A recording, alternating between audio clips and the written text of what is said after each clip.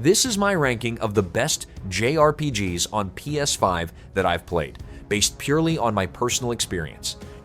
Each one is placed from masterpiece to trash, depending on how strong the story and combat are, and how engaging the characters feel. Let's get straight into the list. Final Fantasy VII Rebirth continues the story after the events of the previous game, combining real-time action combat with party strategy across large regions filled with side quests, mini-games, powerful summons, character growth, and an adventure that follows Cloud and his allies against Sephiroth's growing threat.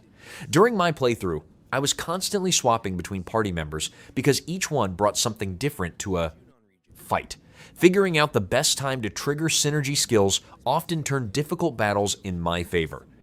I spent plenty of time exploring each region instead of rushing the story, since hidden rewards, chocobos, and optional activities always led me somewhere interesting.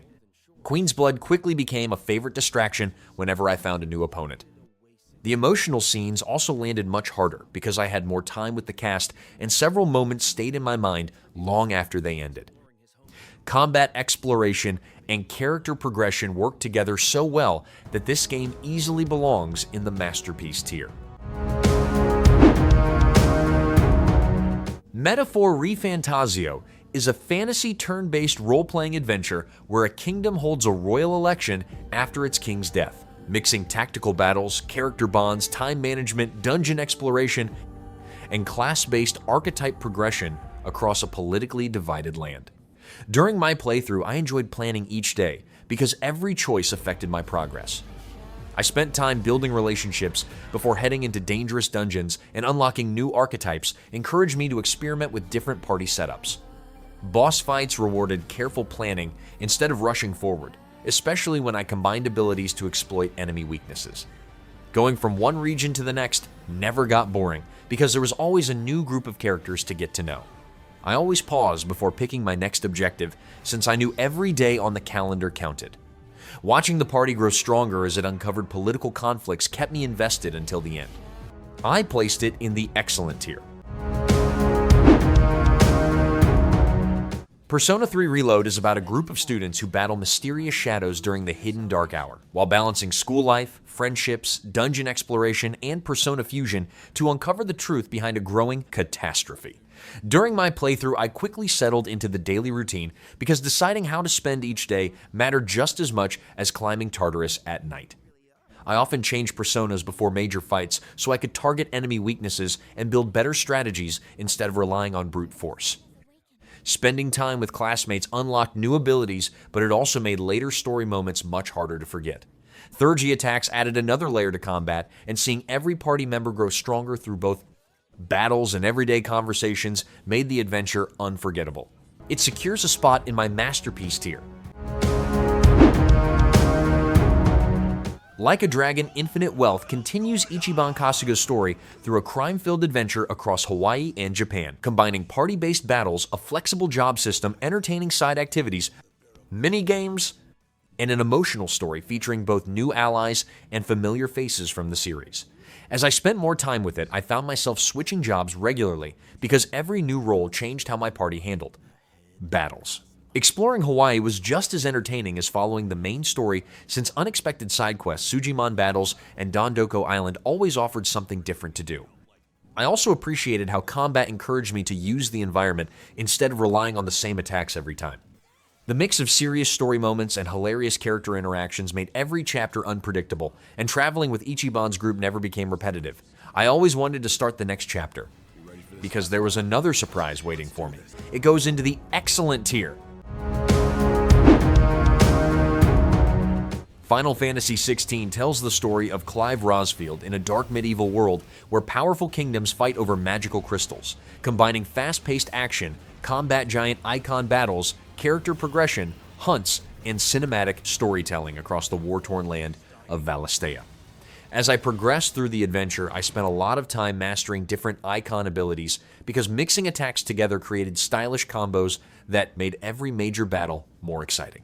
Perfectly timed dodges became an important part of my strategy, especially during tougher encounters where careless mistakes were heavily punished. One of my favorite parts was seeing how each icon battle changed things up instead of following the same formula. Some side quests didn't grab my attention as much, but the emotional story, great voice acting, and unforgettable boss fights always gave me a reason to continue. It finds a place in the great tier.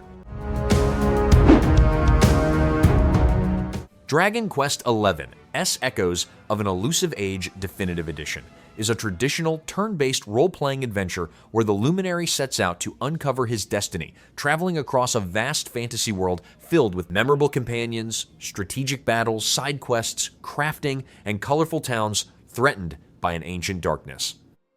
During my playthrough, I rarely rushed the main story because every new town, dungeon, and optional activity rewarded me with something worth discovering.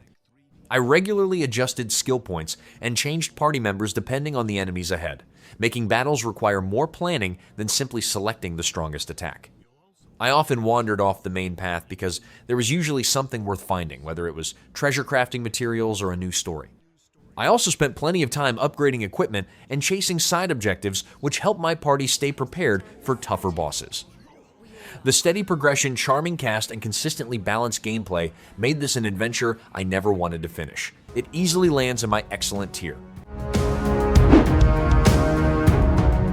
Tales of Arise follows Alphen and Xion as they travel across a divided world, battling powerful enemies, freeing oppressed people, strengthening friendships, and uncovering the truth behind a conflict that has shaped both nations for generations.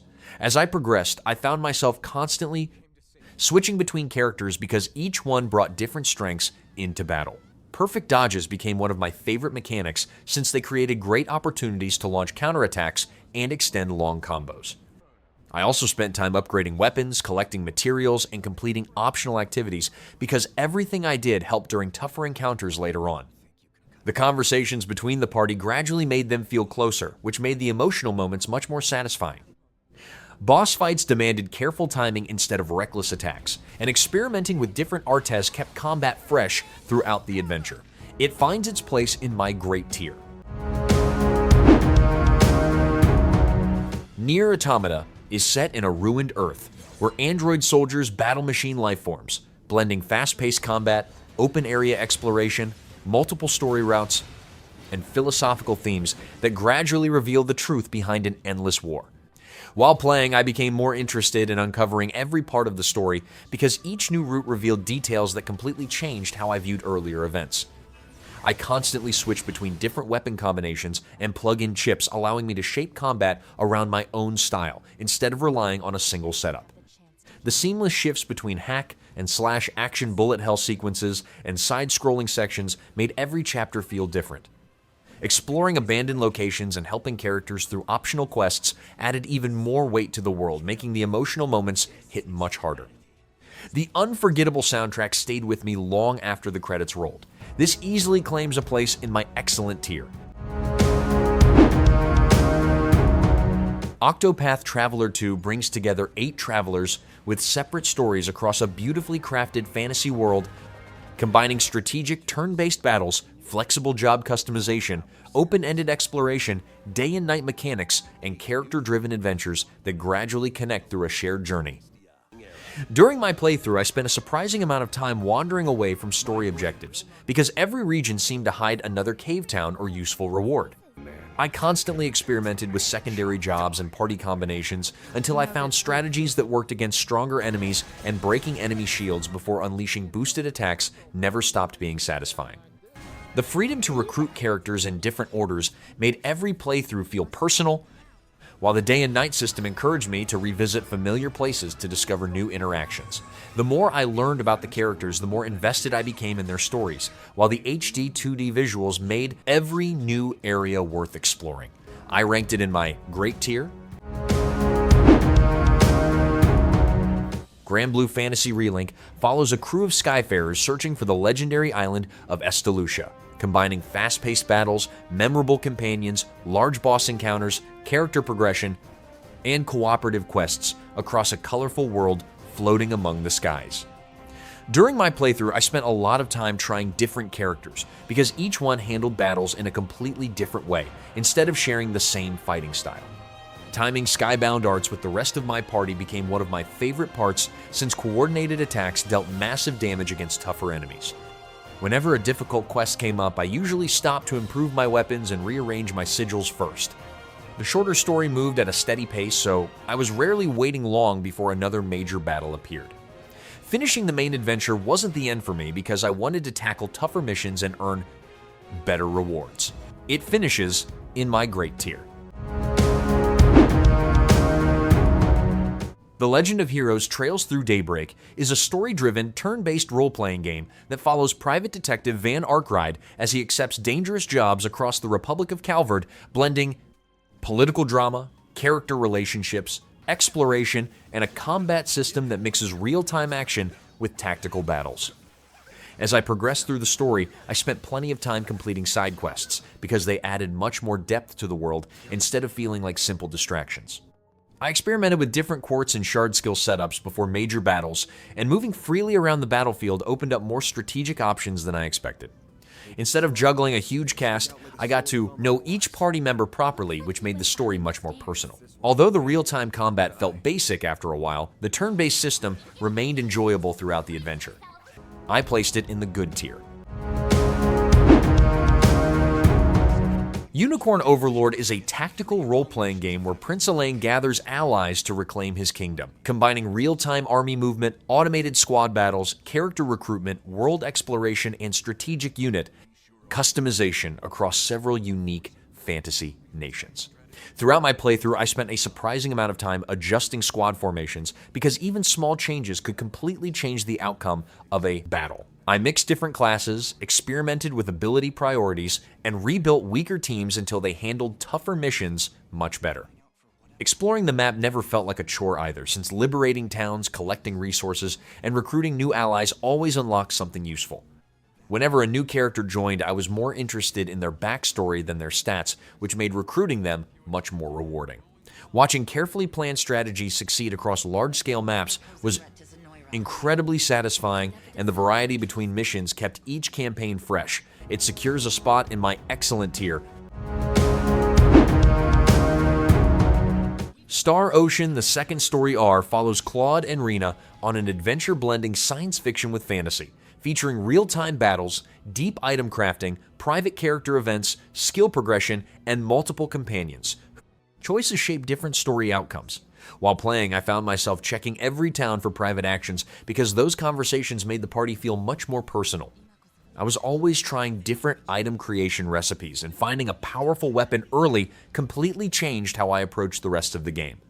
Switching between melee fighters and spellcasters kept combat varied while avoiding enemies or jumping straight into fights gave me more control over my pace.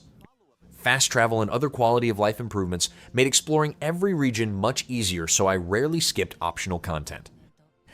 The mix of memorable characters, rewarding progression, and satisfying combat made returning for another playthrough an easy decision. It claims a place in my excellent tier. Visions of Mana follows Val and a group of chosen companions on a pilgrimage to the Tree of Mana, combining fast-paced battles, class-switching, elemental powers, exploration, and a colorful fantasy world where every companion carries their own purpose and personal struggles. As I spent more time with the adventure, I found myself changing classes often because every elemental vessel completely changed how each character performed in battle.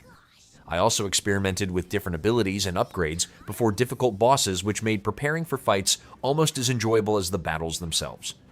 Exploring each region usually rewarded me with hidden chests, useful materials, and optional paths that were worth searching for. The party conversations gradually made the characters feel more connected, and watching them overcome their own challenges added extra weight to the story. Although the pacing slowed during the later chapters, the satisfying combat and flexible progression system kept me playing until the end. It finds its place in my good tier. Romancing SaGa. 2 Revenge of the Seven follows the rulers of the Avalon Empire across multiple generations as they battle the legendary 7 heroes, combining Imperial Succession class, switching non-linear progression empire, development, and strategic battles where every decision shapes the future of the kingdom. During my playthrough, I realized that planning mattered just as much as winning battles, because every new emperor changed how I approached the adventure. I regularly switched classes to unlock fresh abilities and formations, then experimented with different weapon techniques until stronger combinations started to emerge. Expanding the empire by solving problems across new regions also made progression feel rewarding, since every success unlocked useful upgrades and more options for future generations. The freedom to choose where I traveled next made every campaign feel different, and learning new techniques during combat encouraged me to keep experimenting instead of repeating the same strategy. It easily claims a place in my excellent tier. Eiyuden Chronicle. 100 Heroes is a large-scale fantasy adventure where a young recruit builds an alliance against a powerful empire, combining strategic 6-member battles, castle-building hero recruitment side activities, and a large fantasy world shaped by political conflict and war. During my playthrough, I spent a lot of time searching for recruits because every character either strengthened my party or added something useful to my growing headquarters. I regularly changed my lineup to test different hero combos, although I eventually settled on a team that handled most battles well. Returning to the castle became part of my routine because there was almost always something new to unlock.